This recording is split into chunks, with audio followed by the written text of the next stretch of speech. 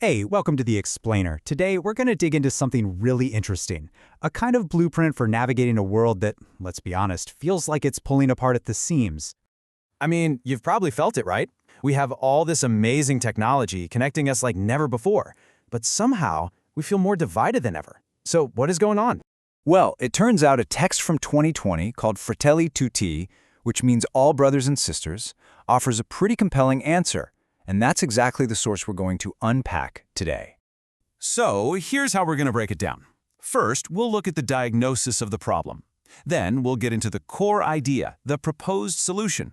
After that, we'll see how it all works in practice. And finally, we'll wrap up with what it really means for us. All right, let's dive into part one, the diagnosis. What's at the root of this feeling of disconnection? So the central claim here is pretty bold. It argues that all our modern crises, things like massive inequality or political conflict, they aren't actually separate issues. The idea is that they all come from one single root cause, a total breakdown in what you might call fraternity or human solidarity. And here's a really interesting way to think about it. Economic globalization, it's been incredible at connecting markets, right? But it hasn't done the same for our hearts. The analogy in the text is great. It's like we built this massive global highway system, but completely forgot to build any towns or communities along the way. And that leads right into the second piece of the diagnosis. When we get this culture of extreme individualism, or it's all about me, our social bonds, our sense of community, it just starts to erode. And that bigger idea of the common good, looking out for our collective well-being, it starts to fade into the background. Okay, so if that's the diagnosis of what's wrong, what's the fix? Let's move on to the core idea, the proposed solution.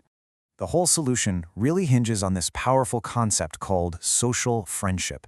And look, this isn't just about being nice to people, it's an active commitment, a real dedication to the well-being of others, and not just your friends, but everyone, even strangers. And it's all rooted in this one basic idea, that we all share a fundamental human dignity. I love this quote. It just puts it so simply.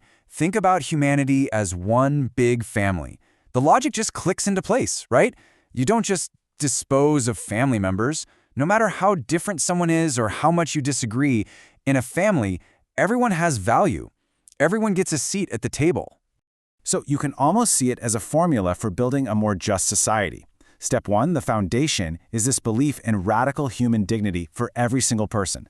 Step two, the method, is how you build on that foundation through solidarity and genuine dialogue. And what's the end goal? The common good, a society that actually works for everyone. Okay, so that's the theory, right? It sounds good.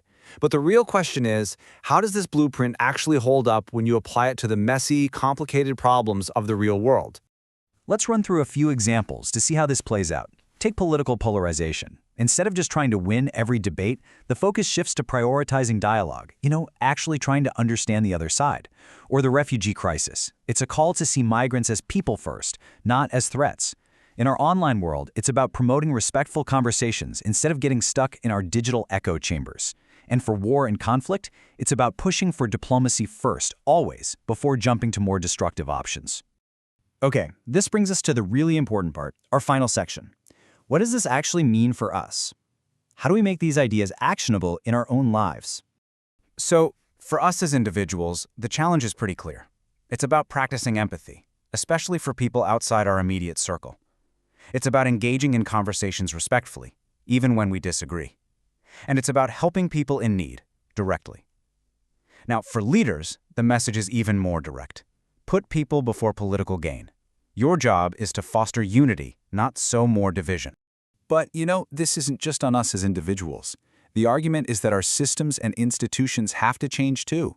We need to actually design our economic and political systems to reduce inequality, to encourage participation from everyone, and to consistently protect human rights for all. No ifs, ands, or buts. And that really brings us to the bottom line. The big takeaway here is that the crisis we're facing today, it's not just economic, it's not just political. It's a crisis of fraternity. It's a crisis in how we relate to one another. And that suggests the solution isn't just about writing better policies, it's about a deep, fundamental shift in how we see each other. Which leaves us with a pretty big question to think about. Could this really be the key to mending our divided world? Thanks for joining us on The Explainer.